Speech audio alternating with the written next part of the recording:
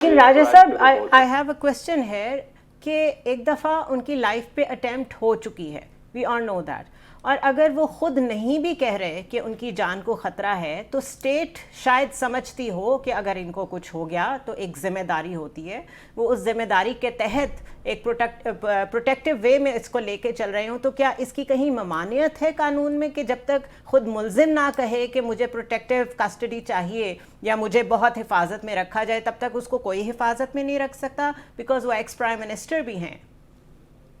وہ ex prime minister بھی ہیں اور ان کی جان پہ ایک اٹیمپٹ بھی ہو گئی، لیکن سٹیٹ ان کی ایف آئی آر تو ان کے کہنے پہ لانچ کر نہیں سکی، تو سٹیٹ کو یہ رائٹ نہیں ہے کہ وہ کوئی یہ چیز ڈٹرمن کرے کہ جی میری لائف کو جب ملزم خود کہہ رہا ہے کہ تھریٹ نہیں ہے، اور سٹیٹ کوئی ہوا میں یہ نہیں کرے گی، یہ وہ ایک پولیٹیکل پارٹی کے وہ ہیڈ ہیں اور اس کا ڈیسیژن ہوگا کہ میری لائف پہ کوئی تھریٹ ہے یا نہیں۔ سو آئی تھنک کہ یہ گراؤنڈ اسٹیٹ کے پاس اب اویلیبل نہیں ہے کہ وہ کہہ دیں کہ جی چونکہ عمران خان صاحب کی لائف کو تھریٹ ہے، جبکہ وہ خود کہہ رہے ہیں کہ جی میں تو عدالت آنا چاہتا ہوں، تو آئی ڈونٹ تھنک سو کہ یہ کوئی اگر ایسا گراؤنڈ دوبارہ سے ہوگا تو اس کا بھی یہی حال ہوگا جو ابھی اس فیصلے میں آلریڈی اس جیل ٹرائل کو انہوں نے ایک وائڈ اور ارریگولر ٹرائل قرار دے دیا ہے، تو دوبارہ سے اس چیز کی شاید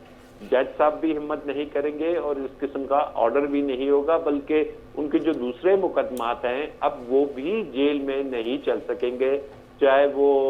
القادر ٹرسٹ کا ہو یا کوئی اور۔ اچھا، لیکن سلمان اکبر راجہ صاحب نے تو کہا ہے کہ ٹھیک ہے ابھی تک جیل ٹرائل کی تمام کارروائی جو ہے وہ غیر قانونی ہے، اور کیونکہ وہ ایکس پرائم منسٹر کے وکیل ہیں تو آف کورس یہ ان کا موقف ہے۔ وہ کہہ رہے ہیں اگر مستقبل میں بھی جیل ٹرائل کرنا ہے تو جوڈیشل آرڈر لائیں اور کابینہ سے منظوری لے لیں۔ دیکھیے نا جی، جوڈیشل آرڈر ویکیوم میں نہیں آتا، جوڈیشل آرڈر کے لیے میں نے آپ سے عرض کیا کہ دیر از اے پروویژن ان لا، اور وہ پروویژن یہ ہے کہ جو ملزم ہے وہ کوئی ڈینجرس ڈیسپریٹ کرمنل ہو، ٹھیک ہے، تو وہ جج صاحب کہاں سے یہ آرڈر لکھیں گے، کون سی بیسس پہ یہ آرڈر کریں گے کہ جی یہ بہت hard and dangerous desperate criminal ہے، تو وہ جج صاحب تو آرڈر نہیں کر پائیں گے، اسی لیے سلمان اکرم راجہ صاحب یہ کہہ رہے ہیں کہ جی آرڈر لے کے آئیے، اور اگر ایسا کوئی آرڈر ہوا میں ہو جاتا ہے تو وہ آرڈر ہی چیلنج ہو جائے گا اور دوبارہ سے on the basis of this judgement یہ تمام وہیں پہ اس کو روک دیا جائے گا اور سٹے ہو جائے گا۔ تو اگر اٹارنی جنرل صاحب خود بھی کہہ رہے ہیں کہ انہیں اس سے اتفاق ہے کہ بند کمرے میں ٹرائل نہیں ہونا چاہیے، اور اگر کوئی بھی سماعت اٹینڈ کرنا چاہتا ہے تو اسے اٹینڈ کر لیں، تو اٹ مینس کہ اسٹیٹ کو کوئی اعتراض نہیں ہے، تو کیا آپ کو لگتا ہے کہ آگے اب چیزیں جو ہیں وہ اوپن ٹرائل کی طرف جا رہی ہیں؟ دیکھیے قانون تو یہی کہتا ہے، سیکشن 352 ہے کرمنل پروسیجر کوڈ کا، کہ کسی بھی ملزم کا جو ٹرائل ہے وہ open trial, the word open has been used with trial, trial نہیں تو لکھا ہوتا ہے کہ اس کا ٹرائل ہوتا ہے، اوپن ٹرائل کا مطلب ہے کہ وہاں پہ سب کو موقع ملے کہ دیکھیں کہ اس کا جو ٹرائل ہے وہ کیسے ہو رہا ہے۔ تو اٹارنی جنرل صاحب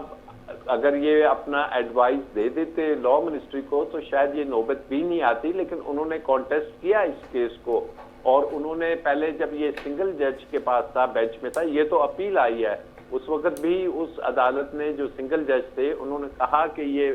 صحیح ہو رہا ہے فیصلہ، اور انہی کے ہائی کورٹ کے فیصلے کو ایک ڈویژن بینچ نے سیٹیسفائڈ کر دیا ہے، ختم کر دیا ہے۔ تو اب دیکھنا یہ ہے کہ جی ٹرائل اگر ہوگا تو عدالت میں ہوگا، پہلے بھی وزرائے اعظم کے ہوتے رہے ٹرائل عدالت میں، اب ان کا یہ کیس اب دوبارہ سے اگر وہ یہ ٹرائی کرتے ہیں، ایک تو اس میں دوبارہ سے اگست سے لے کے ابھی نومبر تک 4 مہینے کی جتنی بھی کارروائی ہوئی